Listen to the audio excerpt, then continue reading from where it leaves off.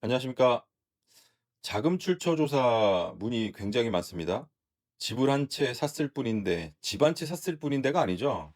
뭐 수십억씩 하니까요. 그런데 몇 달 뒤 국세청에서 편지가 옵니다. 이 집 살 돈 어디서 났는지 밝혀주세요. 이게 자금 출처 조사입니다. 과거에는 자금 조달 계획서를 계약을 할 때 한 달 이내에 내야 되는데, 그때는 이제 원래 이제 부동산 국토부에만 들어갔습니다만, 지금은 처음부터 국세청하고 금융위하고 뭐 여러 가 5가지 기관에서 같이 본다고 발표가 작년에 되지 않았습니까? 그래서 처음부터 봅니다. 그래서 부동산원 소명으로 넘어갔다가 세무조사로 넘어가는 어떤 이런 부분들에서 부동산 자금 조달 계획서를 냈는데 바로 그냥 증여세 세무조사로 이어지는 경우들도 심심치 않게 문의가 이어지고 있고요. 그리고 자기 소득에 비해서 비싼 집 사면 국세청은 당연히 의심하죠. 예. 내가 버는 돈이 얼만데 번 돈만 자꾸 생각하시면 안 됩니다. 그래서 소득 금액 증명원이 중요한 게 아니라요. 카드값 내고 뭐 하고 12월 31일 날 내 통장과 주식 계좌나 코인 통장에 얼마 있는지 다 더해 보세요. 그 돈이 내 돈입니다. 그럼 얼마 안 될 겁니다. 그리고 규제 지역이거나 일정 금액 이상인 주택을 살 때는 자금 조달 계획서라는 거를 인제 내게 돼 있고, 이제는 토어제까지도 인제 뭐 내야 되고 뭐 이런 것들이 있는데, 내 돈이 얼마고 대출을 얼마를 끼고 살 수 있고, 대출도 인제 뭐 많이 규제가 되고. 그래서 이 연끌을 하는데 중요한 건 부모님 도움 없이는 힘들다.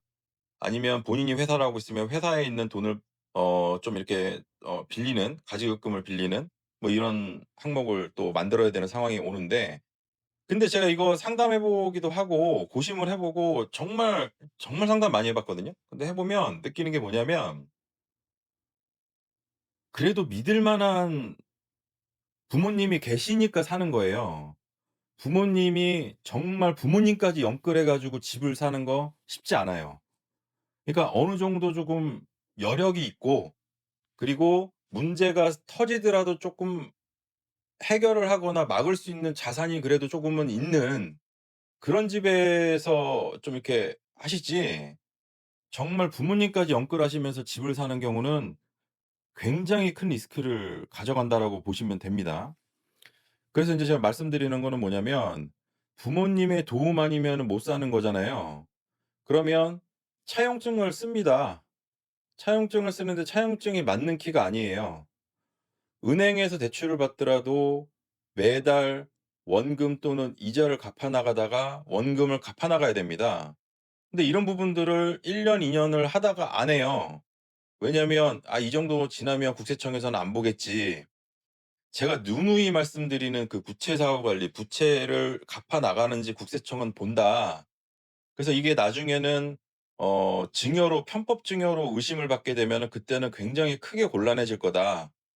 그리고 차용증 같은 경우에도 아까 말씀드렸듯이 매달 갚아 나가는 게 좋고요. 뭐 갚을 때 그때 "이자 한 번에 드리겠다." 뭐 이런 거 사실 말이 좀 안 되지 않습니까? 그래서 인제 순서가 중요한 겁니다.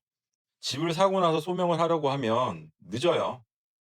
사기 전에 가계약 걸고 계약금 걸기 전에 미리 얼마짜리 어느 정도의 집을 살 거라는 거를 예상을 하고 준비를 하시는 게 좋을 것 같고요.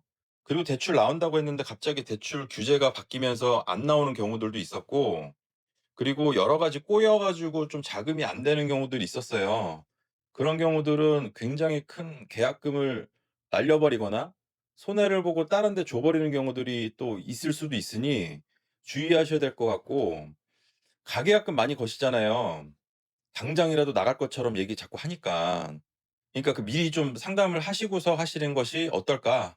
그렇게 생각을 좀 하시는 게 좋겠고요.